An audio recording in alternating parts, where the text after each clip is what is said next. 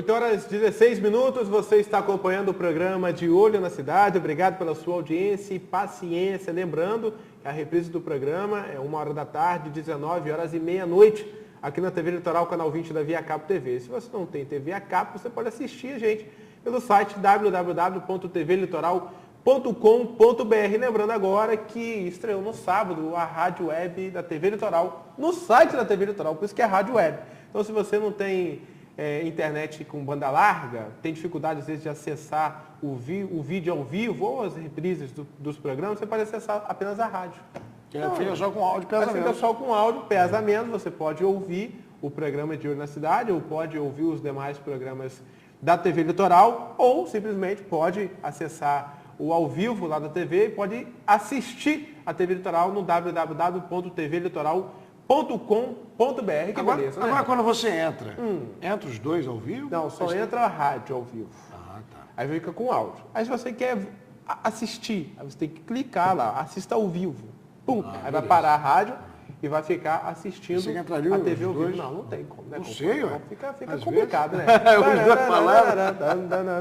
Aí fica Muito complicado, né? Você é grande. Não é, eu estou fazendo uma pergunta básica, não né? tá certo. Dois áudios, às vezes os dois áudios entram automaticamente, não sei, ué. Não percebe, né? Não sei. Não, mas entra a rádio, se você quer assistir, você tem que clicar para assistir e você vai deixar de ouvir, vai ficar assistindo o programa. São 8 horas e 18 minutos.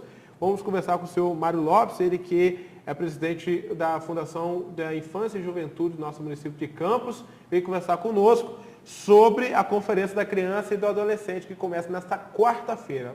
Presidente, obrigado pela presença mais uma vez aqui no nosso programa. Do que se trata essa conferência aí da infância e do adolescente no nosso município? Bom dia. Bom dia a todos, especialmente aqueles que estão de olho na cidade. A conferência é um expediente que a sociedade realiza a cada 2 anos para discutir os grandes temas, né, inerentes a determinadas áreas. No caso do direito da criança e do adolescente, nós fizemos em 2009 uma conferência municipal, depois uma regional, uma estadual e terminou em dezembro com a conferência nacional, que traçou o plano decenal, o plano para os próximos 10 anos de atenção à criança e do adolescente. No que diz respeito à sua saúde, à sexualidade, à questão da violência, a questão ao enfrentamento, ao combate ao uso de drogas, uma série de ações, principalmente voltada para o público que está em vulnerabilidade social, que é aquele que é preconizado pelo ECA.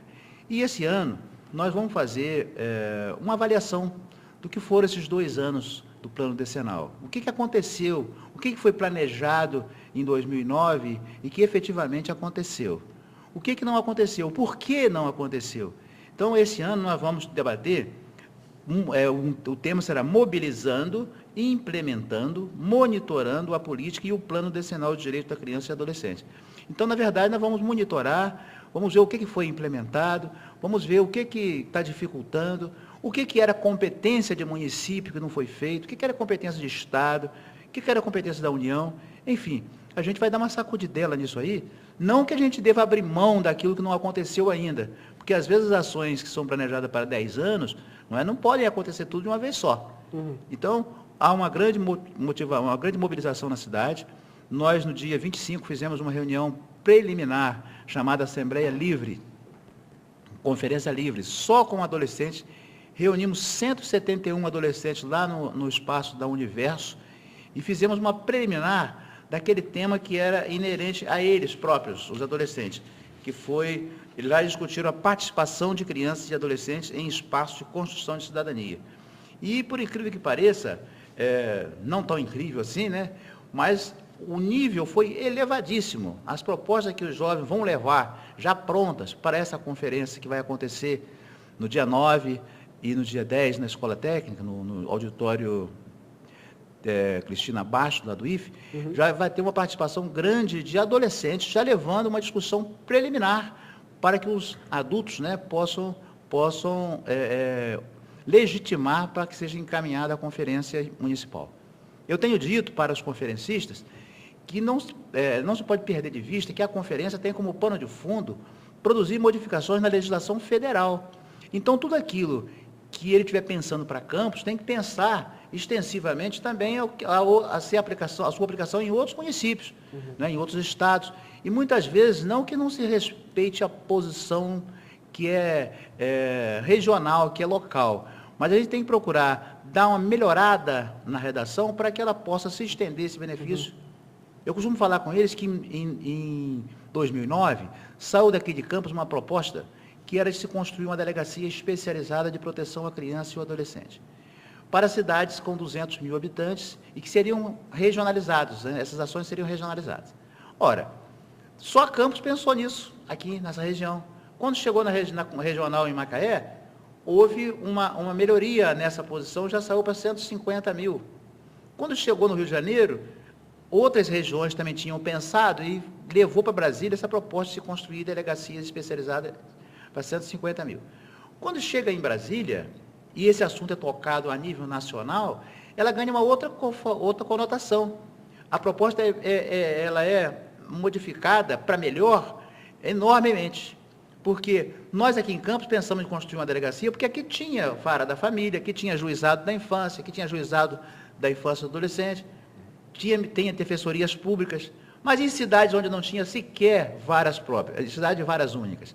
Então, lá eu trouxe até o relatório da conferência de 2009, que nós deliberamos, e olha como a proposta de Campos foi melhorada para poder atingir o Brasil inteiro.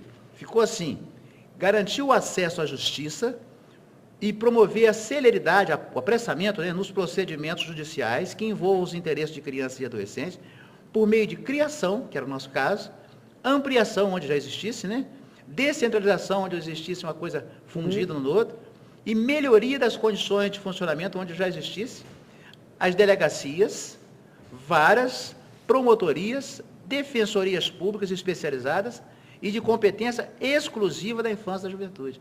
Como uma proposta que saiu daqui com uma redação pobre, ganha uma conotação, ela amplia, ela ganha, e isso aqui vira lei. Nós estamos agora num movimento em Campos e na região para que a gente não espere virar lei federal para obrigar os estados a adotarem a cidade dessa estrutura para atendimento à criança e adolescente, mas que a gente possa, já antecipando, construir aqui uma delegacia especializada de proteção à criança, porque essa delegacia ela iria atender aos crimes cometidos contra as crianças e adolescentes, que muitos deles não chegam nem a ser denunciados, não chegam nem a ser formalizada a denúncia, mas também para apurar os crimes, os atos infracionais, que eu não posso falar que é crime, praticado por criança. As duas coisas, porque também tem rapazes aí, adolescentes, que cometem atos infracionais graves, né? Inclusive com homicídios, com furtos, e que tem que ser tratado numa delegacia especializada. Ora, se o Estado for esperar que o legislador federal transforme isso em lei e remeta para os orçamentos, pode demorar muito. Então, nós estamos numa luta no sentido de conseguir que se apresse e se implante. E, nesse sentido, assim como a prefeita cedeu espaço para o Ministério do Trabalho, aqui instalar uma delegacia do Ministério do Trabalho, melhorar as condições de trabalho, também nós estaremos dispostos a dotar a estrutura física para que o município possa ter aqui uma delegacia especializada. E isso foi apenas do plano estratégico lá em 2009, que produziu de 2010 a 2020.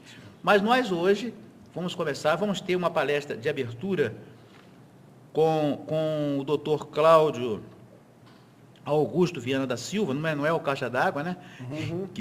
Que Deus o tenha em boa memória, mas esse foi presidente do Conselho dos Direitos da Criança, é mestre em Políticas Públicas e Formação Humana pela UERJ, é militante dos direitos humanos, e ele vai estar aqui para falar sobre o tema central. E logo depois, nós vamos ter uma palestra muito interessante, dada pelo doutor Gilvan Verbicário Feijó, que é superintendente da Receita Federal do Brasil, lotado em Nova Friburgo. Esse doutor Gilvan vai falar sobre a possibilidade do cidadão de Campos, o empresário, o contribuinte, destinar uma parte do seu imposto de renda para aplicação em projetos sociais que atendam a criança e adolescente. Porque muitas vezes o empresário, o contribuinte comum, não sabe que ele pode escolher: eu quero que uma parte do meu imposto de renda fique em Campos, para atender a obra do Salvador, o Pequeno Jornaleiro, o projeto Vida Amor, enfim, o projeto social que lida com criança e adolescente. E o empresário pode destinar 1% do imposto apurado na sua empresa, imposto de renda. E a pessoa física, como eu, assim, nós, né, que pagamos imposto de renda, podemos destinar 6%. 6%. Imagina se cada campista que paga imposto de renda destinasse 6% do seu imposto de renda para ficar na sua cidade.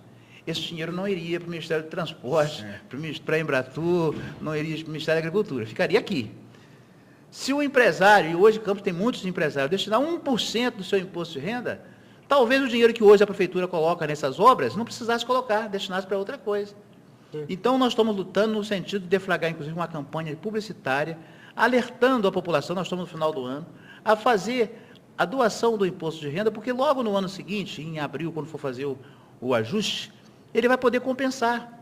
Então, se ele tinha que pagar R$10.000 e ele doou ao fundo 6%, 600 fica aqui, ele só vai pagar 9.400, porque ele pode investir.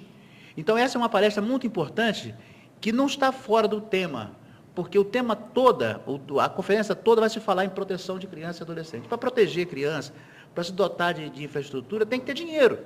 Geralmente, os recursos são da dotação orçamentária do municipal e dos fundos, que captam recursos de doações. Eu hoje sou o presidente do fundo, mas só até dezembro. Mas eu queria deixar como legado essa possibilidade de alertar a população, de alertar o empresário, o cidadão comum que paga imposto de renda, a destinar, a investir um pouco do seu imposto. Eu já estou fazendo isso há 3 anos. Né? Eu tenho que pagar o imposto de renda mesmo, então eu pego uma parte desse imposto e deixo no fundo. E essa palestra vai ser na abertura. Depois vai ter um coquetelzinho às 8h40 da noite. Isso será onde? Será no auditório, vocês estão todos convidados, né, para esse momento, inclusive a palestra do Dr. Gilvan, no auditório Cristina Bastos, no IFE, e depois nós estamos colocando uma tenda perto da concha acústica, onde vai ter esse coquetelzinho de confraternização, e no dia seguinte o bicho pega, porque aí nós vamos começar a discutir o regimento interno, vamos discutir os subtemas. Existem 3 grupos de trabalho, um que vai discutir a promoção dos direitos de criança e adolescente, outro que vai discutir a proteção e defesa desses direitos, e outro que vai discutir o controle social da efetivação desses direitos. E esses grupos, as pessoas já se inscreveram, eu trouxe até aqui a ficha de inscrição de uma pessoa, que me veio até por e-mail. Essa pessoa, por exemplo, inscreveu-se para participar da proteção e defesa dos direitos. Então, nesses grupos, na parte da tarde, vamos ter o fechamento dessas teses, vamos escolher os delegados que vão para a conferência estadual, levando aquilo que for apurado nas discussões aqui de Campos, e se nós conseguirmos repetir as performances dos anos anteriores, quem sabe a gente não vai ter até um delegado indo para Brasília para reafirmar as teses aqui de Campos. Eu não poderia hoje dizer que nós temos alguma tese em especial que a gente vai eleger para centrar nela, porque, na verdade, nós não vamos modificar o que está estabelecido no plano decenal. Nós vamos cobrar eficácia na execução daquilo que foi. É igual, por exemplo, a gente fala assim, mas o Estatuto da Criança não funciona. Ele sequer foi aplicado em sua plenitude, porque quantas cidades isso não tem nem conselho tutelar? Como é que você pode dizer que o Instituto do ECA não funciona se ele não foi aplicado? Se não foram criadas políticas públicas para dar oportunidades à nossa juventude de frequentar escolas, se profissionalizar, não é? Tem lugar que não tem nem o direito de ir e vir. A gente tem conhecimento de comunidade que uma criança não pode frequentar um outro lado da rua. Isso, se o poder público não tiver condição de assegurar esses direitos, não se pode dizer que o Estatuto não funciona. É algo interessante, porque o senhor falou em relação ao que seria analisado de 10 anos, né? É um plano para 10 anos, né? Agora, como que a gente pode preparar um plano de 10 anos com agilidade, com a forma e as mudanças do dia a dia, principalmente desses jovens, o desenvolvimento, enfim, isso pode influenciar nessa base, quer dizer, culturalmente e socialmente. Há uma mudança nesses 10 anos. Isso pode ter influência também nesses projetos? Pode. Eu penso que quando a gente faz um plano para 10 anos, a gente tem que imaginar essas nuances todas, né? O que pode acontecer? Quais serão as demandas? Em que mundo vai estar vivendo esse jovem daqui a 10 anos? Como é que será o trânsito das cidades nessa época? Principalmente a nossa cidade, que Quais são as demandas de segurança pública nesse período? Quais são os aparelhos de segurança que nós vamos dispor? Então, esses textos têm que ser textos flexíveis, que permitam a você adequá-los a novas realidades. Porque se você hoje for muito precário nos seus textos, eles podem ficar muito engessados e você ter dificuldade de executá-los. Então, as propostas têm que ser com verbos flexíveis, que dê para você fazer adequações. Por isso que de 2 em 2 anos, as assembleias se reúnem para fazer essas conferências, exatamente para poder fazer os ajustes que forem necessários. Às vezes você, na empolgação, propõe uma meta. Você vê que em 2009, juntando os 5 eixos temáticos, foram produzidas quantas diretrizes? Foram produzidas 67 diretrizes. Quer dizer, diretrizes são recomendações, né? Por exemplo, a primeira delas foi a seguinte: garantir a universalização e a efetivação dos direitos humanos fundamentais, como absoluta prioridade por meio de políticas públicas e intersetoriais voltadas às crianças e adolescentes e aos seus familiares, do meio urbano e rural, para a erradicação da pobreza e a superação das desigualdades sociais regionais. É bem flexível. Você vê que aqui muitas ações foram feitas. No âmbito da assistência social, foram criados os CRAs, os CREAs, né, que são centros de referência da assistência social. O governo federal implantou um programa de distribuição de rendas visando a erradicação da pobreza. Hoje esse é o discurso oficial da presidenta Dilma, né? E para fechar, a última das recomendações: assegurar às instituições de atendimento à criança e ao adolescente equipes multidisciplinares com supervisão, qualificação e quantidade necessárias, estabelecer uma política de seleção pública e de valorização dos seus profissionais, garantindo a formação continuada e a promoção da qualidade de vida e a saúde dos trabalhadores e servidores da área de atendimento à criança e adolescente com recursos orçamentários e financeiros. Então, para que você faça qualquer ação, é preciso que você tenha equipes de trabalho. Então, começa aqui uma proposta muito genérica, né, de oferecer serviços que garantam a efetivação dos direitos e termina assegurando que as equipes que vão assegurar isso tenham condições de trabalho, de segurança. Às vezes vai trabalhar em ambientes insalubres. Você tem que ter a garantia que esses profissionais vão trabalhar em conformidade com a lei, respeitar os seus direitos, etc. Mas no meio de 1 a 67, tem aqui uma variedade enorme de diretrizes que contemporizam os 5 eixos temáticos: a questão da segurança, a questão da saúde pública, da saúde coletiva, enfim. E depois aqui também naquele ano, moções, não é? Isso aqui são momentos mais apaixonados da plateia, que se empolgam e às vezes enfrentaram dificuldade nas suas bases, aí pede uma moção de repúdio para é isso aí. Sim, mas a gente tem que, no relatório final, tem que constar, não é? Até para você tem que votar nas propostas de moções dos outros, porque tem as suas moções e você precisa ter a aprovação delas. Então a gente já precisa, tem a política aí, né? Às vezes nem sempre. Eu vejo isso aqui com menos empolgação, porque tanto é que tem assim, moções apresentadas por 152 pessoas, por 165 pessoas, por 187, numa plateia de 800. Mas são pessoas que trazem as suas demandas e acham que aquilo ali é um espaço político de consolidação das suas expectativas. Então, eles, olha, eu quero registrar aqui lá em Campos, assim. Aí vem o outro e diz, eu quero registrar aqui lá em Campos, a coisa é desse jeito, existe isso. Uma moção de elogio.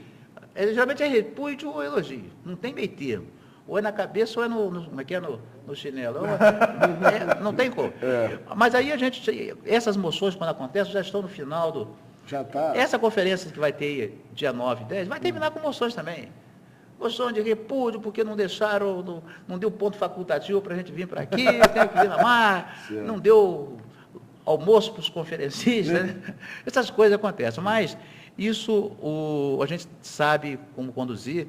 Não é que não seja procedente, eu acho que a conferência é o local onde a pessoa acolhe as demandas sociais, respeitosamente, porque se as pessoas são convidadas a passarem 2 dias discutindo os temas, no mínimo, elas querem ser ouvidas, e elas precisam ser ouvidas. E eu costumo dizer que por mais modesta que seja, em princípio, a contribuição, ela pode se agigantar e virar. Eu, quando fazia um curso de qualidade no serviço, eu ouvi uma palestra que me marcou muito. Uma determinada empresa corria risco de falir, ela vendia cremes dentais, né? E ela não estava conseguindo, mas ela tinha uma pesquisa que dizia que o público usuário dos seus produtos, seu serviço, era fiel, era um público fiel. Sim. Ele precisava vender mais, só que os serviços aumentaram e não estava vendendo. Então a dona do cafezinho chegou para jogar cafezinho na sala dos administradores, né? E falou assim: olha, você me desculpa, eu sou analfabeto, mas você não está dizendo que o público que compra esse produto é um público fiel? Então por que a gente não abre um pouquinho mais a boca do tubo de pasta? Faz ele um pouquinho mais grosso, porque as pessoas botam em cima da escova uma quantidade assim. Então, se puser com a boca mais grossa, vai sair mais, vai acabar o tubo mais rápido. Ele vai comprar mais rápido. Então, ao aumentar a boca em 20%, ao enlarguecer a boca do tubo de pasta 20%, ele aumentou em 20% a venda. Porque o tubo passou, se acabava um tubo em um mês, passava a acabar em 20 dias, e vendeu. É uma ideia simples, genial, mas surgida de uma pessoa que, em princípio, não estava ali para ser ouvida naquele assunto. Eu espero que ela tenha sido promovida. Pois é, porque surgiu, salvou a empresa, aumentou verdade. O faturamento em 20%, pelo simples fato de abrir a boquinha do tubo de pasta um pouquinho mais. Então, quem sabe, se não vão aparecer pessoas nessa conferência para abrir a boca do tubo de pasta e a gente conseguir alcançar vitórias que a gente ainda não conseguiu alcançar. Porque as dificuldades de quem está nessa área da criança e adolescente é um enxugar gelo constantemente. São pessoas que trabalham, a única recompensa maior é você ver o sorriso à vez de uma criança que chega para a gente já desacreditada de tudo, porque não tem apoio de família, não tem apoio de parentes, de vizinhos, vão parar às vezes numa casa de acolhimento, e ali é a esperança de começar uma vida nova, achar uma família que queira amá-los como eles não foram amados. Crianças que às vezes precisam passar o outro tempo do horário que não está na escola, em instituições, para poder ter alguém que ajude a fazer a tarefa escolar, que em casa às vezes os pais são analfabetos, para não correr risco com a vizinhança de agressão. Enfim, esse tipo de projeto precisa de ter o apoio da sociedade, precisa de ter recurso público, precisa ter recursos humanos capacitados para poder fazer com que essas pessoas retornem a casa melhor do que saíram de casa. É um grande desafio do operador de direito de criança e adolescente fazer com que essas crianças tenham sempre a expectativa de cada dia que retornar a casa, retorne melhor, porque tiveram a oportunidade de uma convivência agradável, uma convivência sadia, foram alimentados, foram orientados acerca de procedimentos sociais que vão fazer com que a vida deles se torne melhor. E a conferência é o grande espaço, é o grande fórum de debate dos temas que envolvem o direito de criança e adolescente. Presidente, obrigado pela presença, volte sempre. Obrigado.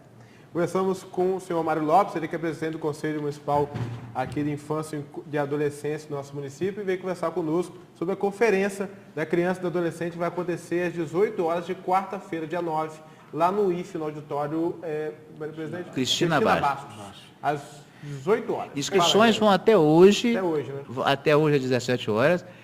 Pode ser que se termine antes, porque nós só temos 280 lugares, né? E a julgar que os das crianças temos 171, se só a meninada for, mais da metade dos lugares vão ser para eles, né? É verdade. Tá E obrigado a todos. Um abraço. Aproveitando para avisar o pessoal do informativo do De Olho, que está acompanhando nesse momento, através do próprio espaço que o Rural nos concedeu, sempre as matérias com as reportagens e as entrevistas que serão dadas aqui no programa De Olho na Cidade, sempre editadas. A entrevista toda vai na íntegra, né? O programa em si aqui é editado, para que você possa acompanhar aquela entrevista que, por algum motivo, você não teve a oportunidade de ver. Então, o pessoal que está acompanhando a gente lá. 8 horas e 41 minutos, chama o intervalo comercial, volto já, não sai daí. Estamos apresentando De Olho na Cidade. Patrocínio Instituto de Psicologia Crescer. Conheça a agenda de cursos, palestras e atendimento do ISEC pelo site www.isec.psc.com.br.